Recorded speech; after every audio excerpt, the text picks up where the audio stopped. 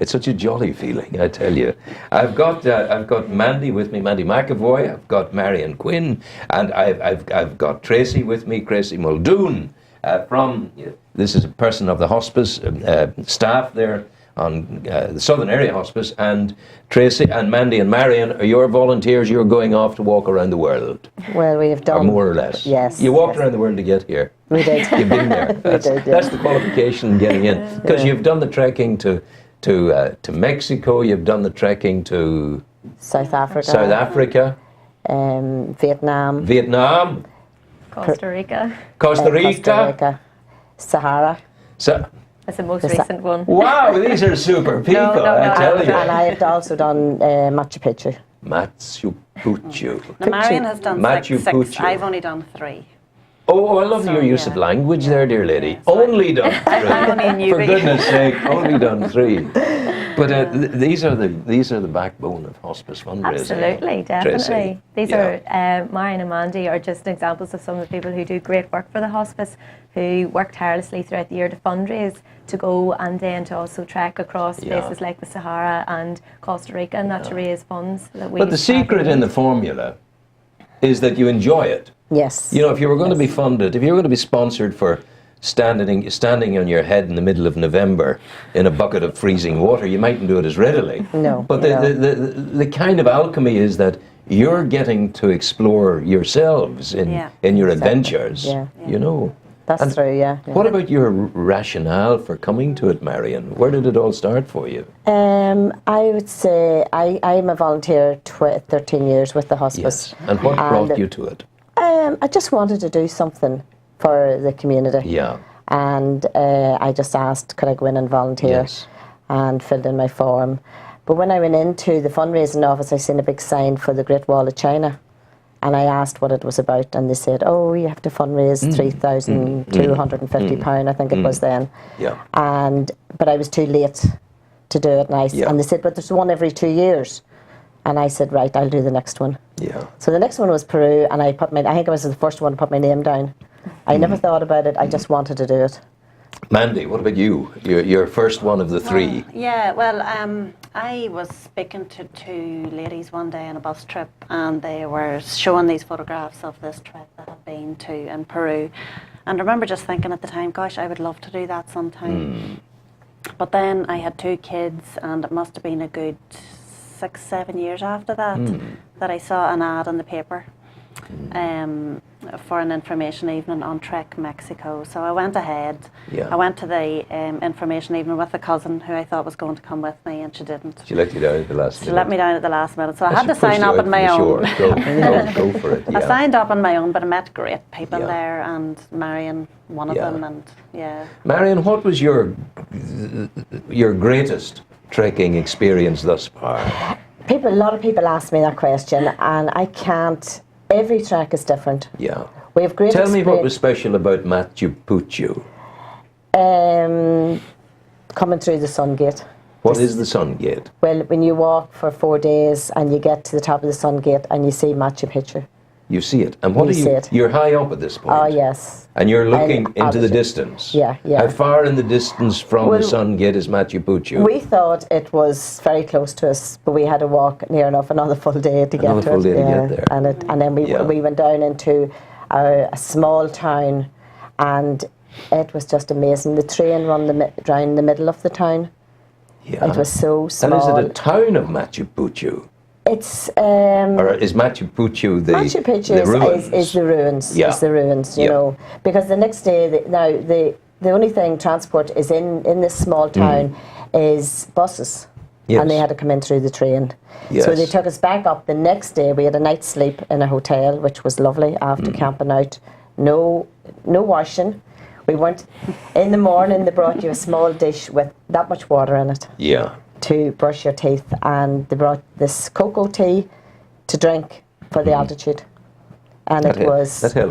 It does. It does help a lot. We had a lot of sickness. We had a lot of sickness associated on our with altitude. But I drank my cocoa tea every morning, and thank God I wasn't sick. Of course. Supposedly, if people are saying to you, we're going to go and do a trek, or you're organising a trek, you've got to take into account that somebody's going to be bitten by a mosquito. Absolutely. Malaria is there as a possibility wherever you are.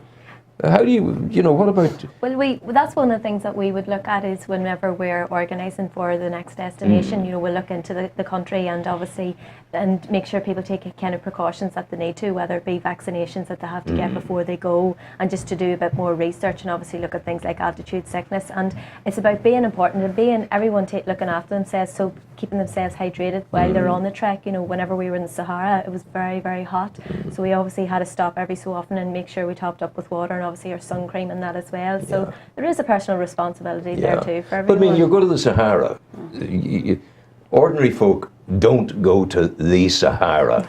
Is it like going up to the base camp of Everest? It's a well-trodden tourist Sahara. Or are you into the real Sahara? No, we were into the real Sahara. Really? Yeah. So what were you travelling in? Well, we got 4x4s. 4x4s. And they travelled to the edge of the Sahara and then for about 3 or 4 hours into the Sahara. Into it itself. And then... And did you camp in the Sahara? Yeah, the first night we walked maybe just about 2 hours to the camp, and then we Bedouin camped. tents. Old-fashioned tents. No, I thought they were very salubrious and lovely. Well, Bedouin tents are hugely salubrious. They've got red carpet inside them. They've gold hanging here and there. Well, yeah, something similar. Well, I don't know about the gold. So what about the health issues, the issues of keeping yourself healthy? You have to train for these treks. You just don't get up in the morning and say, I'm off to Machu Picchu. No. You have to walk and climb mountains.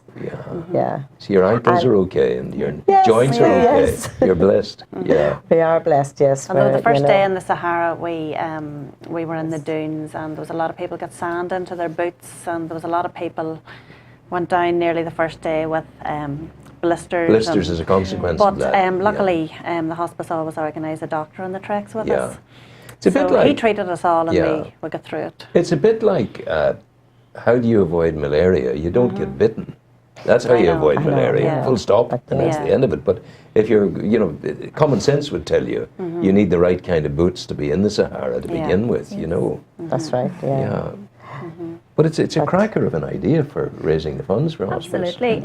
It gets people interested, and it just, basically in the hospice we have so much money to raise in a year, so we need to have you have ideas 2/3 of the money to raise. The lazy government only gives you a third of it, you know. So we have How to dare they? They're dreadful. I know, what do you it's think terrible. about a government I think it's terrible. Isn't it a disgrace? It and is. this morning, Newry and Mourne Council has launched its full funding programme. They're going to beat the government around the ears and tell them, listen, guys, you must fund the hospice 100%. And that's what. Yeah, a lot of people are touched by it. Nearly every family are touched by it. Yeah, well, we're all going to die. Well, that's true. That's true. There'll be no Machu Picchu for you then, girl. I tell you. You better get all your trekking in advance, you know. But who knows, there could be a great trek for us over the stars. Maybe. Wherever we're going to go. We'll all be fit for it anyway. Well, you will. Well, sure. Do my best. I know. And it would be good. Have you had personal experience in your own families of hospice? Well, I had 3 years ago, not when I went as a volunteer. No, but since. 3 years ago, my father died and he was in the hospice. Your father? Yeah. And I work in the reception at night on a Monday night in the front reception from 6 to 10. And it took me a couple of months and I wanted to go back. And I knew if I didn't go back within the 3 months, I would never went back to it. But I'm so glad I did. Yeah, of course. It's such a wonderful place to be in. But I mean, it's a kind of a release of some sort of natural endorphin into your brain when you're helping people. Yeah. It's a very genuine feel-good factor. You know, you give, the Hindu man says, that which is, that not given is lost. Yeah. So if you try and hold it, you've lost it already. So what about your own family's situation Well, with my hospice? grandfather died in the hospice, that must be maybe about 8 or 9 years ago. Yes. My sister died in the hospice. And of course you do the wonderful things of respite care for folk in the afternoon, Wednesday afternoons it used to be. We do, yeah. We That have still daycare happens. in Newry on Tuesday and Wednesday, and we also have it in Dungannon as well. So it's not just in the Newry area. The Southern Area Hospice covers the whole area from Dungannon right through over to Kilkeel. So have you premises in Dungannon? We do. That's in the Dungannon, which would have been the hospital in Dungannon. So we have daycare that takes place down there. Daycare as well. And of the 33% of the 2/3 that you have to raise in hospice, do the people in Dungannon fundraise for you as well? Oh, absolutely. And with enthusiasm? Oh, absolutely. People fundraise all over, and that's like the likes of our last trek. We had people from everywhere and from all ages and that who have come from Dungannon, from Katy, from Armagh, Banbridge, places like that. So people for a lot of our challenges it basically covers the whole area. It's not just people from Newry. So it's great to have everybody on board and to get that money in. Of course. Well, I hope that need will become less. If the Newry and Mourne Council does its job well, it would be great. Because it's too important to be leaving to blistered feet to be doing. But you must still blister the feet, I tell you. You've got to keep doing that. Yeah. But sorry, you were going to say? Well, you just keep signing up for every next one that comes round. So there's something about it that draws you to want to do the next round. It's a very humbling experience as well. Yes. We're going to China in October. We're going to do the Great Wall of China in October. My jaw drops open. The Great Wall of China. And to experience the cuisine of China, the real cuisine of China. So wonderful. That is in every track. That's what you see. In Vietnam was just everything is just amazing. You're in the heart of the poorest bit of the countries. It's artisan food at its very best. You know. And are the pair of you going to the Great Wall? We're both fundraising, so we are at the moment for it. 15 or 12 to 15, I think. I think there's 15 from the hospice. Is that right, Tracey? Yes, that's right. 15 from the hospice going. It's huge. But I mean, how much of the Great Wall? What is the program in the Great Wall of China? What do you do? Well, basically, like most treks, basically what happens is they travel out to the country, and it was like the Sahara. Whenever we then actually got into the Sahara, we had 5 days of walking. So you're basically 5 days in the Sahara Desert. In the Sahara, so your camp is set up for you at night. So you're really walking from your camp in the morning to your next camp in the evening. And what many kilometres in a day, daily rate? 10? Average is about average is about 25. I think the first day was 28 kilometres we walked. 28 kilometres in the Sahara Desert. At 39 degrees. You do wonder sometimes how you done it, but you did do it. So I think that the Sahara was between 25 and 28 every day. It's averaging in around that, and so you're looking for people who are fit. Absolutely, but there's a lot of time to get fit because we we launch our treks like every other year. So it's if people are slightly scared about it, I wouldn't be that worried because we can organise walks to help people get a bit fitter and that. So and we have people from all fitness levels. Can't rebuild my ankles, can you? But it's well organised too because in the Sahara we set off at 7:30 in the morning. Yes. The right time of day. Yeah, and we were back by 4:30 in the afternoon. That's the time. So there's the other bit of information I give you if you're wherever you are in the world.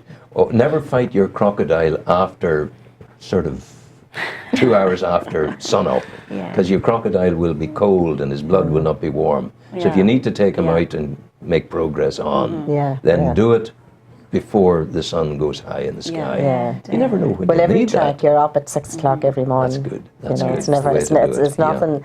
But you're glad to get out of the tent. I suppose so. I can imagine so. Yeah. Glad to crawl out of the sleeping bag. Absolutely. And you've Santiago de Compostela coming this year. Yes, Camino. We have quite a few people signed up for it. Isn't that great? It's brilliant. It's great. It's great that people are challenging themselves to do something to help raise funds for the hospital. There's a lot of great challenges on this year. There is a lot. We have the 4 Peaks as well, which is coming up in June. What's the 4 Peaks? It's the 4 Peaks of Ireland, and the challenge would be to complete that in one weekend. We've Sleeve Donard in County Down, we've Carrantoohill, County Kerry, we've Melray in County Galway, and Lugnaquilla in County Wicklow. So if you fancy getting your walking fits on for that. You're great people. I congratulate you. It's huge altogether. And what have you fundraising events coming up? What are they? Do you want to tell people about We have, we've already done one in December when we come back from the Sahara. We do straight into the fundraising. Straight back into the fundraising. We've done a model farm show. Model what? A model farm show. Farm show? Yeah, with model tractors, little tiny tractors. And we got, I think 2,800. 2,800 that day. Yeah, people come from everywhere to see these models. It's amazing. And if you've never seen one, next December we'll let you know when it's on. And out in Savile, you can come out and see it. Savile, the very place. Yeah. God, I tell you. We're having a raffle now, which we hope to raise most of our money. We have an overnight stay in the Crow Park Hotel for the All Ireland final, and with two All Ireland tickets for the first prize. So they're on the ball. Yes, they're on the ball. They're not slow, these guys. Absolutely. Well, all I can say, as I thank you for coming in today. Haste you back. There's the only sin is not to come back. Yes. And you're welcome. Keep us informed about what's happening. You make sure Magella gets my email inviting her in to talk with the council about how we approach government. Yes. And I'd almost put a bet on she won't do it, because administrators don't like rocking boats. And we're going to rock boats to get you 100% funding. I can tell you. But I'll send this to her today. So all I'm going to say now is, hey, well done, hospice. Give it up for hospice. Yes, well done, all the tractors. We'll now play you some music. Thank you for coming Thank you very much. Hey, good stuff. All right. Thanks. Is that it? Thank you.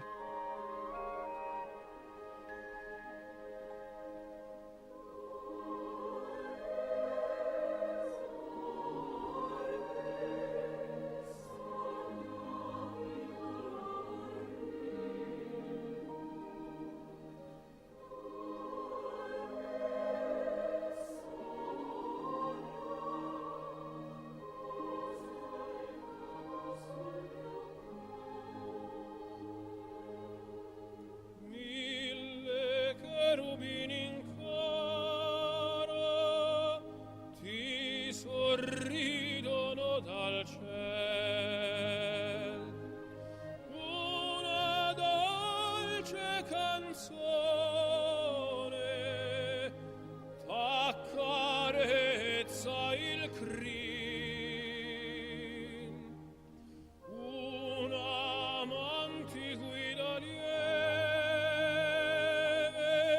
fra le nuvole d'or sognando e vegliando su te mio tesor protegge